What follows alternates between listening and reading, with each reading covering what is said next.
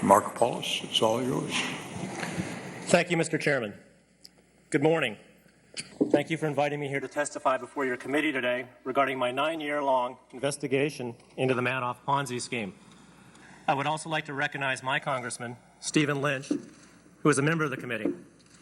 I look forward to explaining to Congress today and the SEC's Inspector General tomorrow what I saw, when I saw it, and what my dealings with the SEC were that led me to this case being repeatedly ignored over an 8.5-year period between May 2000 and December 2008. First, I would like to extend my deepest sympathy to the many thousands of victims of this scheme.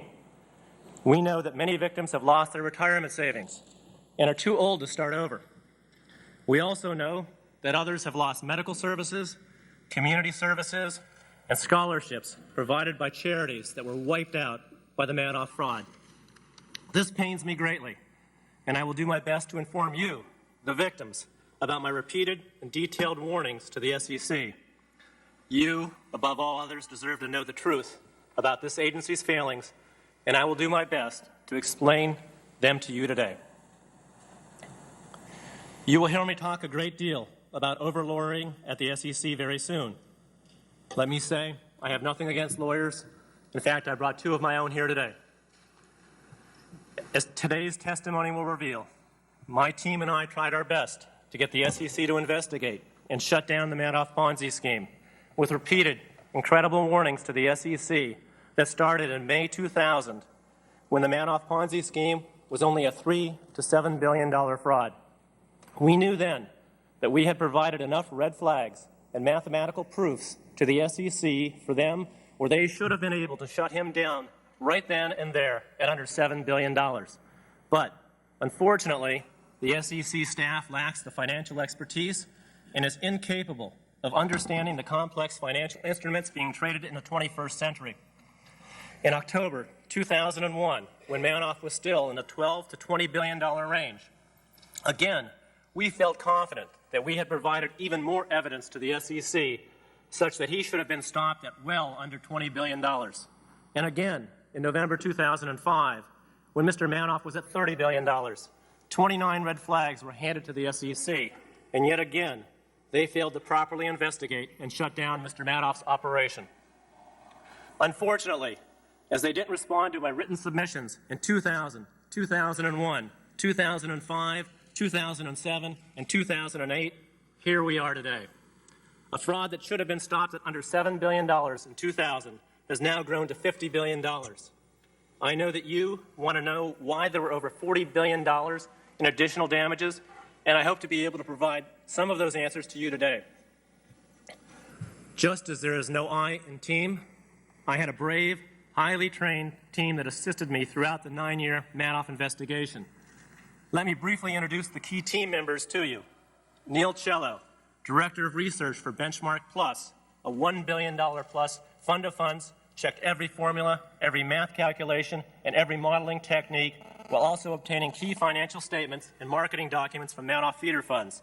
Mr. Cello also interviewed senior-level marketing staff and risk managers at these Madoff feeder funds. Frank Casey, North American President for London-based Fortune Asset Management, a $5 billion hedge fund solutions advisory firm, closely tracked the Madoff feeder funds here and abroad, collected their marketing documents, and figured out Madoff's assets under management and his current cash situation.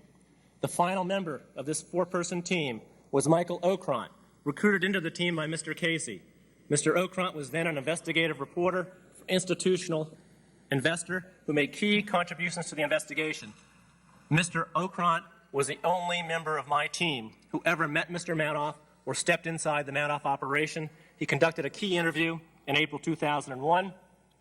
On May 1st, 2001, his publication, MAR Hedge, printed Madoff tops charts, skeptics ask how. It was an expose. It contained several red flags that the SEC ignored.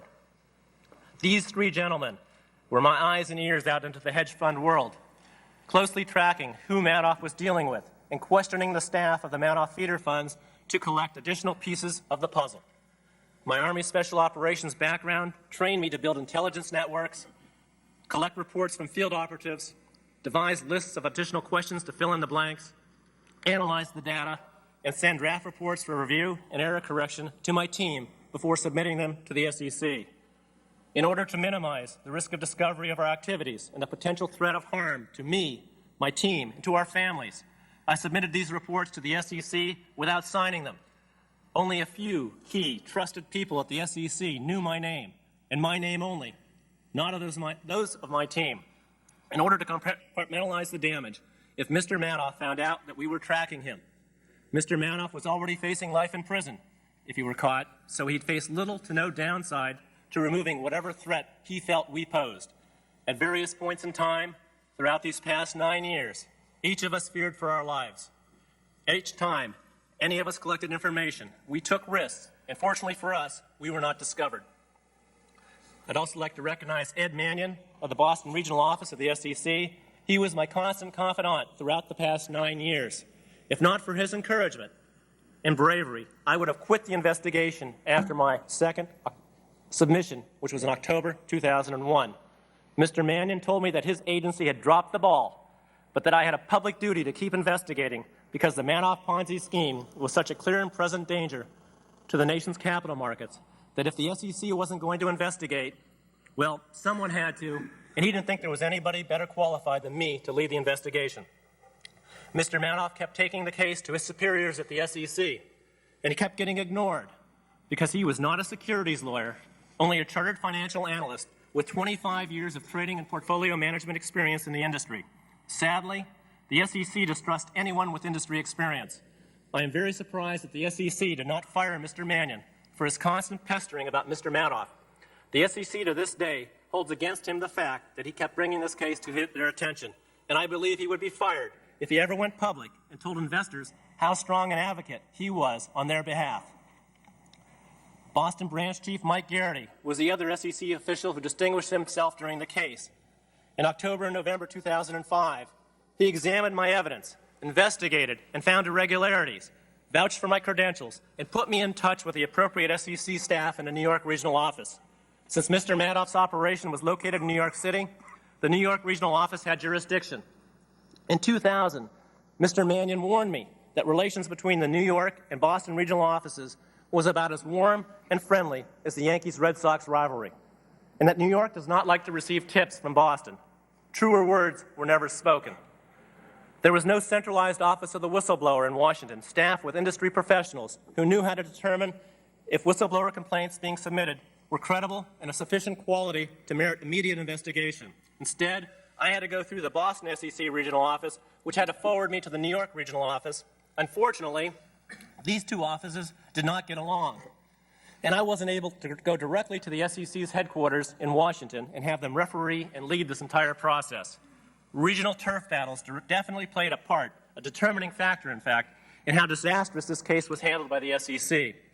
In April 2008, I went to the SEC's Director of Risk Assessment with this case and got no response.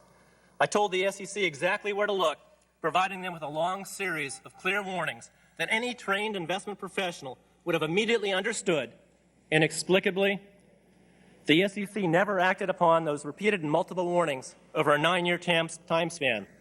As my formal written testimony makes clear, the SEC is over-lawyered and has too few staff with relevant industry experience and professional credentials to find fraud, even when a multi-billion-dollar case is handed to them on a silver platter.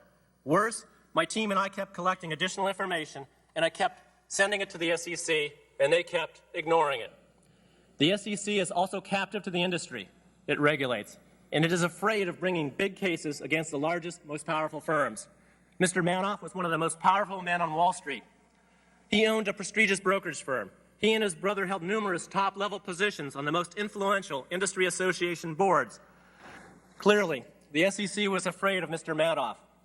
The SEC says it lives for the big cases, but the evidence shows that the only financial regulators bringing the big cases in the 21st century are the New York Attorney General's Office and the Massachusetts Security Division. New York and Massachusetts brought the big cases against the market timing scandals, the auction rate security scandals, while the SEC watched quietly from the sidelines. Even today, after Merrill Lynch paid out $6 billion in bonuses after losing untold tens of billions of dollars and is being propped up by government bailout money, Only the New York Attorney General is investigating. The SEC continues to roar like a mouse and bite like a flea. But what I find the most disturbing about the Madoff case is that no one from the SEC has stepped forward to admit personal responsibility. Instead, all we've heard is one senior official after another saying that they cannot comment about the Madoff investigation because it is ongoing. We've also heard senior SEC officials bemoan the lack of both staff and resources while telling us that they receive thousands of tips each year and that they have to conduct triage and can only respond to the highest priority matters.